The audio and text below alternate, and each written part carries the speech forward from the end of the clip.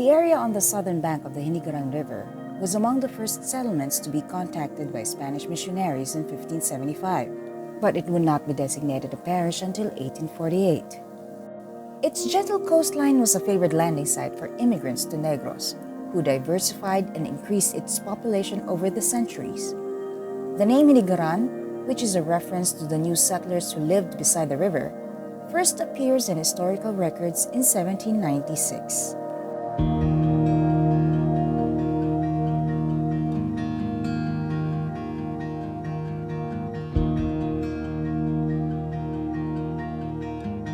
Construction began on the Hinigaran Parish Church in 1858 to replace the original church built from light materials.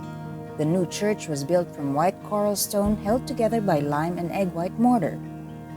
The church stands opposite the Hinigaran Public Plaza facing east and follows a cruciform plan with an octagonal dome crowning its transept.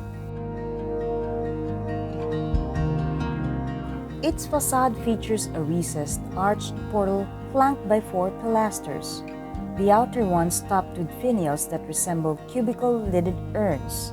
The inner pilasters rise to frame a rose window set into a curvilinear pediment.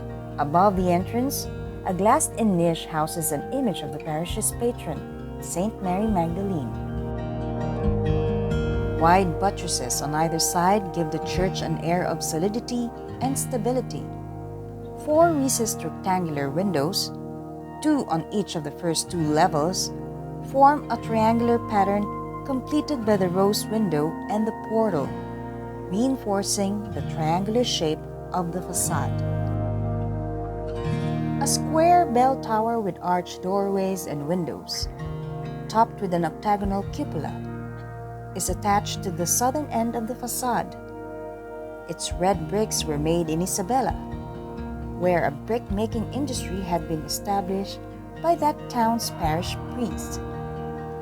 The belfry was completed in 1881. 5 of the original bells that have rung from this tower are displayed in the front yard of the convent adjacent to the church. The door is decorated with carved wooden grapevines. Inside the church, the coral brickwork of the walls has been left exposed, but augmented with more recent wooden and concrete walls and columns. The rectangular nave is flanked by arcaded aisles, supported by columns with Corinthian order capitals. Above each column, images of the apostles perch atop wall-mounted pedestals, illuminated by sunlight streaming through round clear-story windows, as well as crystal chandeliers suspended above the length of the central aisle. The dome in the middle of the transept allows light to fall on the chancel. The retablo behind the altar echoes the shape of the church's facade, but features more ornate Rococo-style decoration that repeats the grapevine motif on the front door, with the same white, silver, and gold color scheme found throughout the interior. A large statue of the parish's patron saint stands in the southern transept chapel, but a smaller, older one is housed in the uppermost level of the retablo.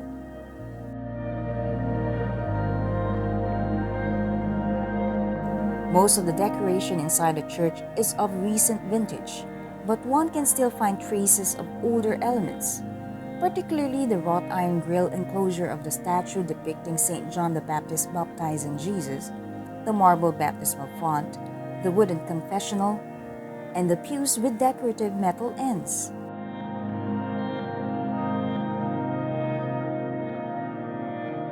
The mix of the old and the new manifests the living tradition of Christian faith continuing through history. From the settlement beside a river to the municipality now known as Hinigaran.